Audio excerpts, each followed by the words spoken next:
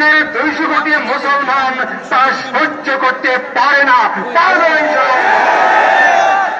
আমরা স্পষ্ট বলতে চাই, ফ্রান্সের পণ্য বর্জন করতে হবে। মুসলিম বিশ্বে ফ্রান্সের পণ্য চলবে না, চলবে না।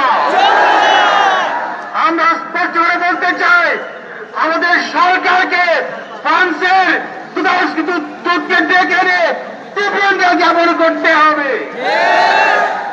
জ্ঞাপন করেছেন, আমি তাদেরকে ধন্যবাদ জানাতে চাই। ফ্রান্সের দূতাবাস এখানে চলতে পারে না। মুসলমানের রক্ত তোমরা দেখনি, মুসলমান জেগে উঠছে।